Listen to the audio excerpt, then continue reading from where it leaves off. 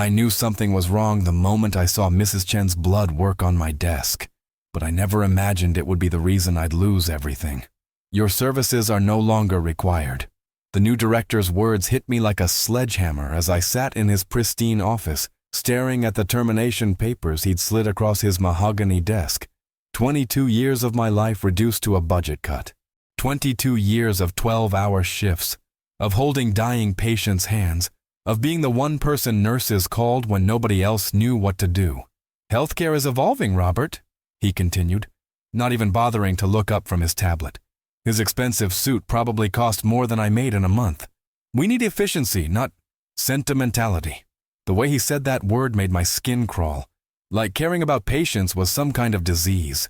I wanted to tell him about Mrs. Chen in room 237, about how she'd been coming for dialysis twice a week for 5 years, how she barely spoke English, but somehow we'd developed our own language of understanding, about how her daughter lived across the country, and I'd become the closest thing she had to family in this sterile place, about the rare blood condition I'd discovered that wasn't in any chart, wasn't in any textbook, but was slowly killing her.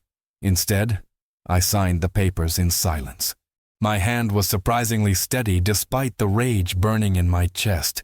As I cleaned out my locker, I could feel the weight of every moment I'd spent in these halls. The night I'd stayed 16 hours straight during the flu outbreak of 2019. The countless times I'd caught medication errors that could have killed patients. The way Mrs. Chen would slip me handwritten notes in broken English, thanking me for seeing her heart, not just her sickness. Walking past room 237 for what I thought would be the last time, I saw her thin silhouette against the window. She was awake, staring out at the parking lot with those tired eyes that had seen too much pain. When she noticed me, she pressed her palm against the glass. I did the same from the hallway, and for a moment, the cold barrier between us felt like the only thing keeping my composure intact. She mouthed something I couldn't hear through the glass, but I understood. "Where are you going?" I forced a smile and tapped my watch, then pointed toward the exit. "Tomorrow," I mouthed back. But we both knew there would be no tomorrow for us. What the director didn't know, what he'd never bothered to learn, was that Mrs. Chen's condition was about to take a turn that would make his precious protocols completely useless. I'd seen the warning signs in her latest blood work, the subtle changes that meant her rare condition was flaring up again. It happened every few months like clockwork, and when it did, only I knew how to save her. I handed my ID badge to security and walked out into the cold morning air, carrying 22 years of knowledge that couldn't be found in any manual or database. Behind me, the hospital continued its mechanical rhythm, completely unaware they just lost the one person who truly understood their most vulnerable patient. 3 days later, when Mrs. Chen's condition would spiral completely out of control, and their state-of-the-art equipment would fail catastrophically, that director would discover the difference between efficiency and irreplaceable human knowledge. His first panicked call would come at 2:47 a.m. on a Tuesday. The silence in my apartment was deafening. For the first time in over 2 decades, I didn't have to set my alarm for 5:30 a.m. No rush to check on overnight patients, no urgency to review lab results before the morning rounds, just emptiness that echoed off the walls like a diagnosis I didn't want to hear.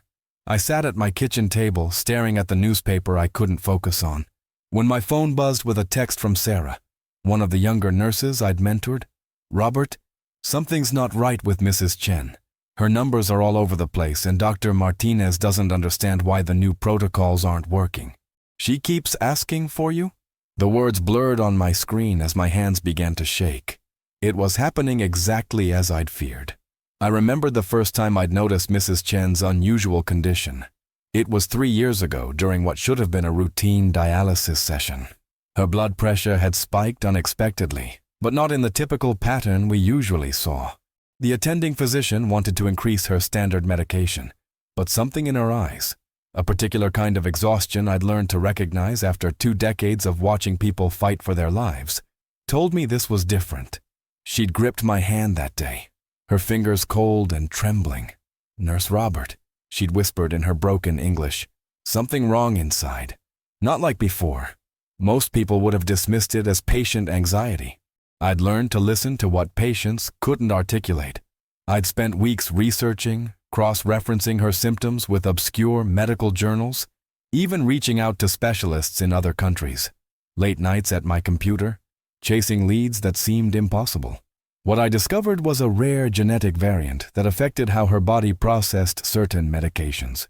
It wasn't life-threatening if managed correctly, but if treated with standard protocols during a flare-up, it could trigger a cascade of complications that would be nearly impossible to reverse.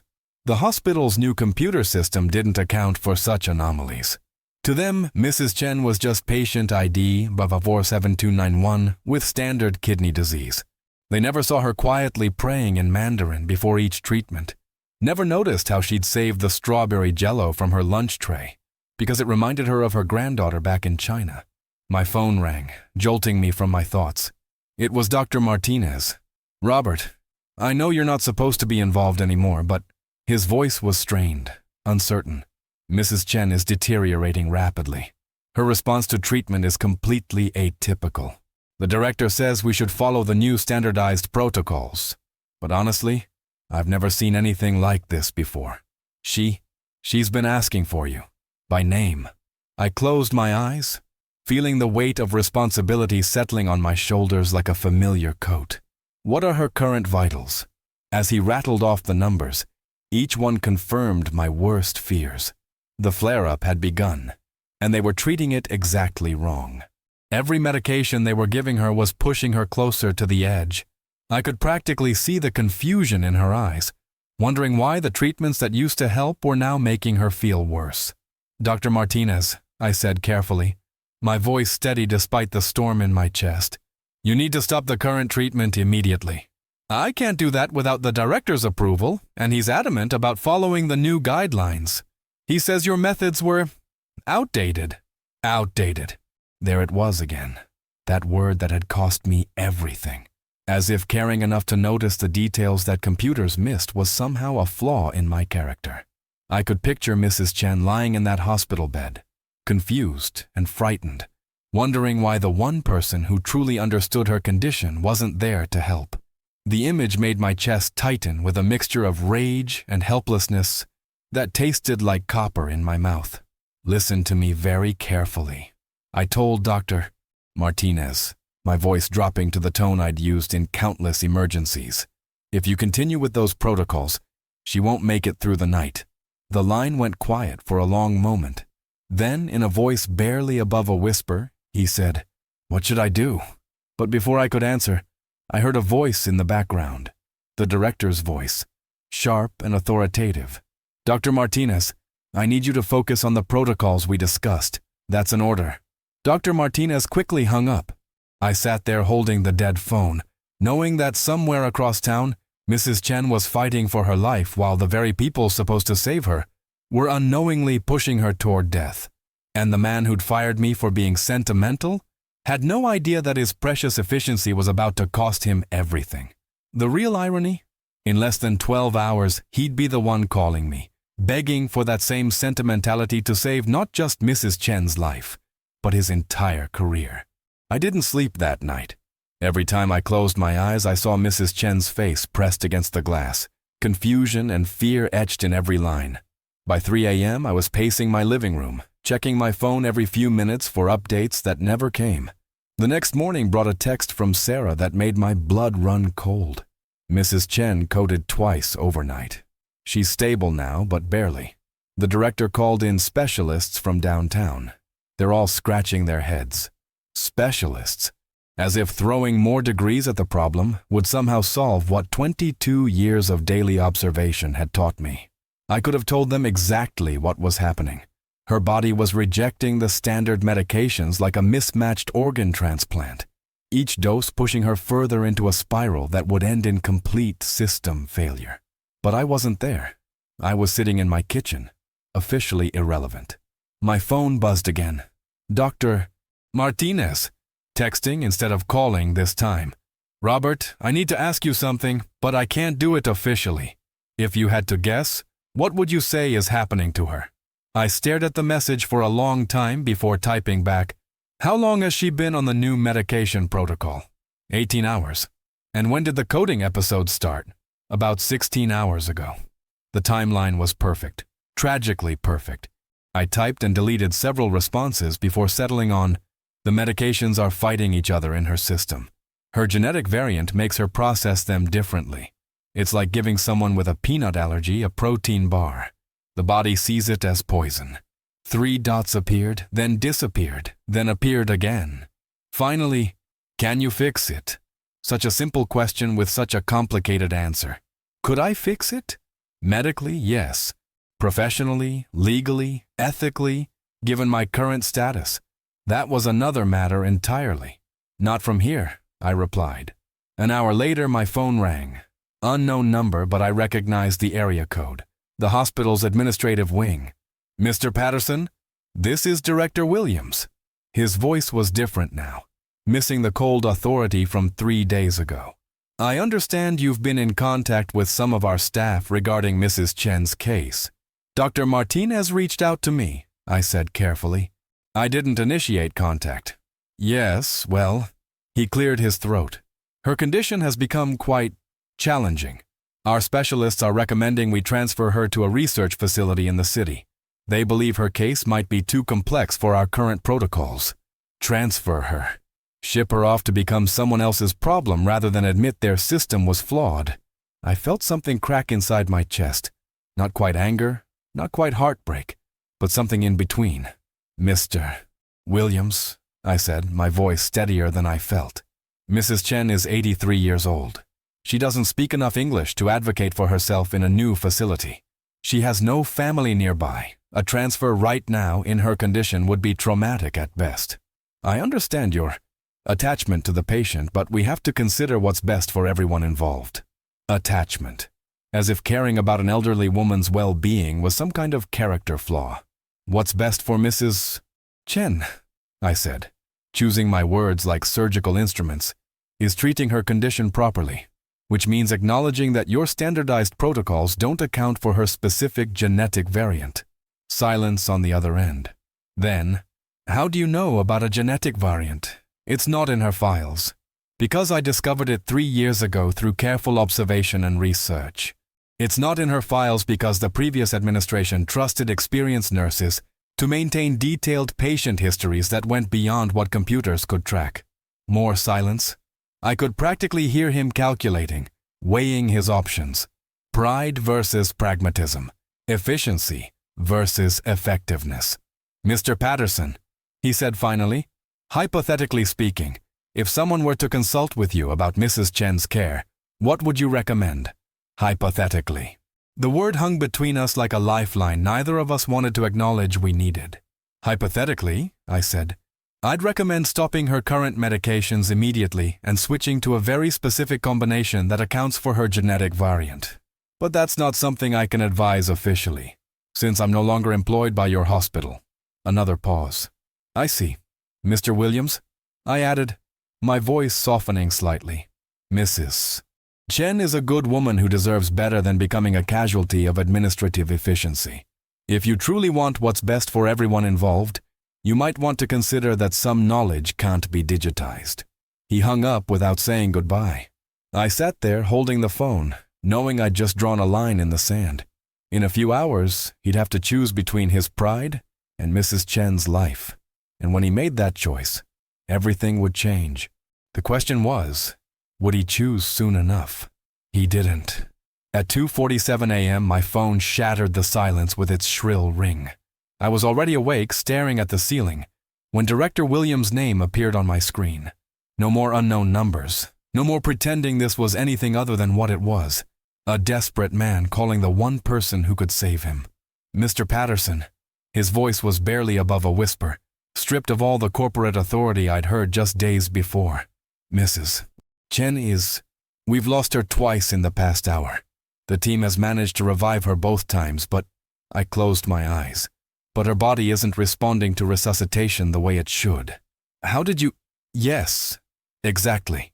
I could hear the exhaustion in his voice, the weight of a man watching his carefully constructed world collapse in real time.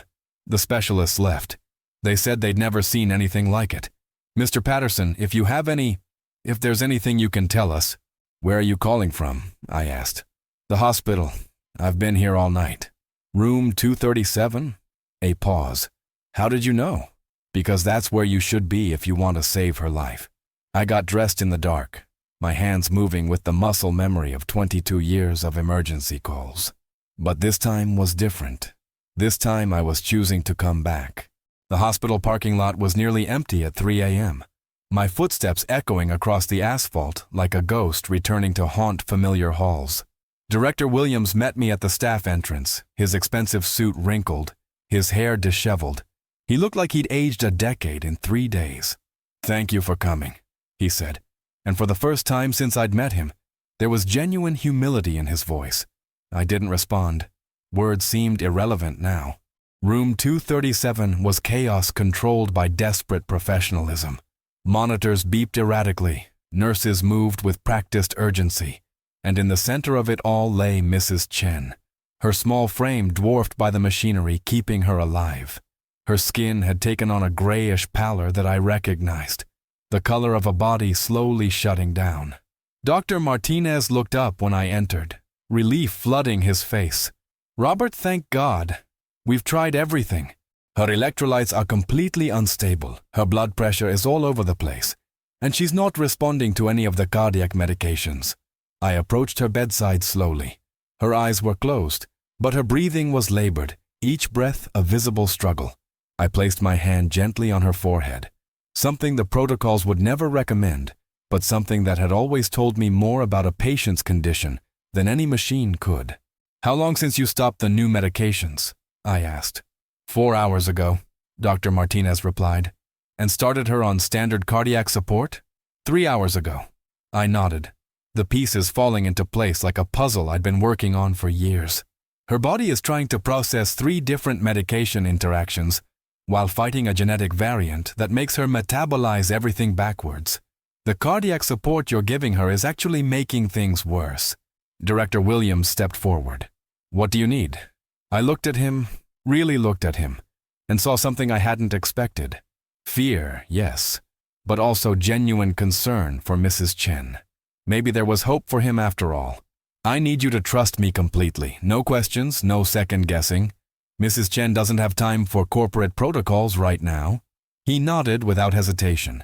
For the next 2 hours, I worked with a precision born from years of understanding one patient's unique needs, adjusting medications in ways that seemed counterintuitive to everyone watching, monitoring responses that appeared in her breathing patterns rather than on screens, using techniques that weren't in any manual because they'd been developed through patient observation, not clinical trials.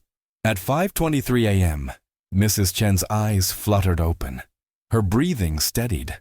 The monitors began showing readings that actually made sense. She looked around the room, confusion clearing from her eyes until they found mine. A small smile crossed her lips, and she squeezed my hand with surprising strength. "Nurse Robert," she whispered in her accented English. "You came back."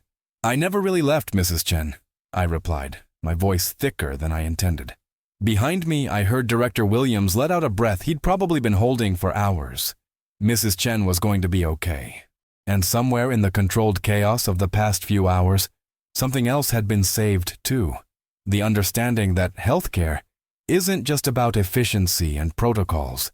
Sometimes, it's about knowing that the elderly woman in room 237 saves strawberry jello because it reminds her of her granddaughter, and that small detail might be the key to saving her life.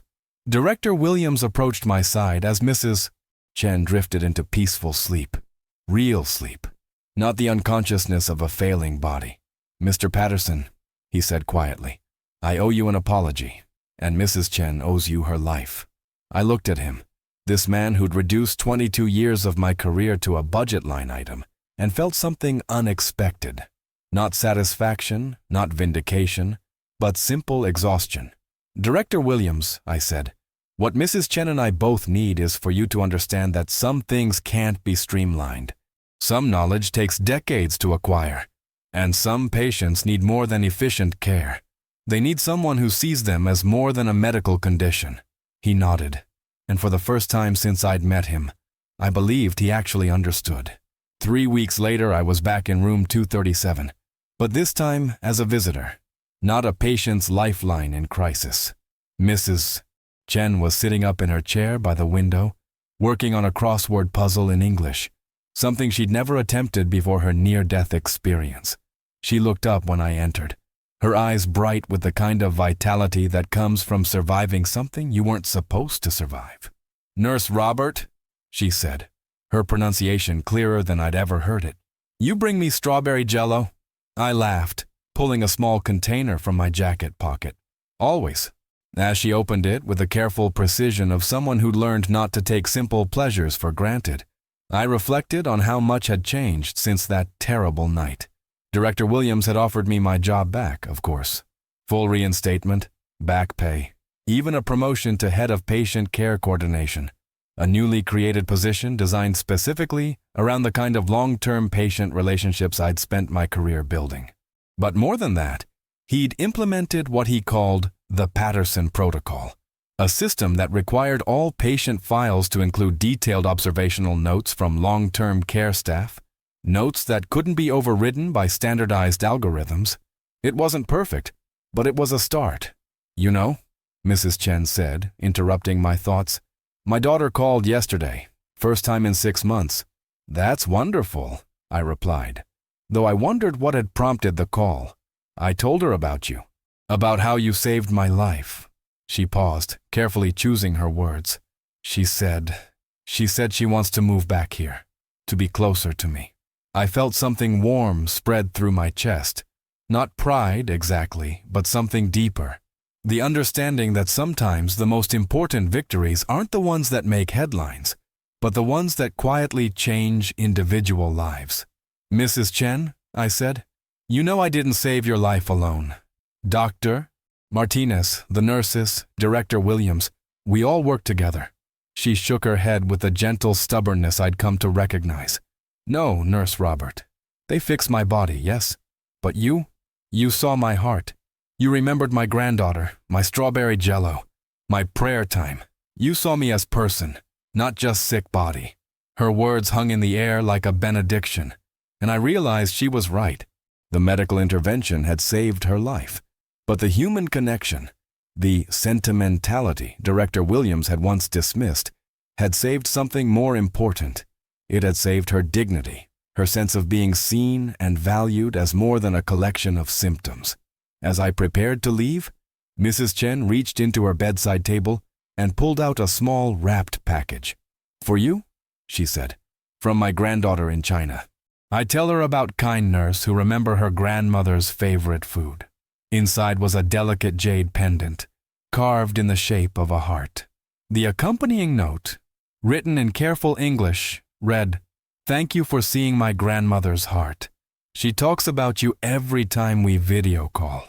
You gave her back her hope." I had to clear my throat before I could speak. "Mrs. Chen, this is too much." "No," she said firmly, "is exactly right amount. You give me life. I give you thanks." Aoi. Walking out of the hospital that day, I thought about the journey that had brought me full circle, from termination to vindication, from discarded experience to irreplaceable knowledge. But the real victory wasn't in being right about Mrs. Chen's condition, or even in Director Williams finally understanding the value of human-centered care. The real victory was in the reminder that in a world increasingly dominated by algorithms and efficiency metrics, there was still room for the kind of healing that happens when one person simply takes the time to truly see another. When healthcare becomes human care, and patients become people with stories worth remembering. Director Williams had called it sentimentality. Mrs. Chen called it seeing her heart. I called it what healthcare was always supposed to be. The art of healing not just bodies, but souls. And sometimes, if you're very lucky, that kind of healing works both ways.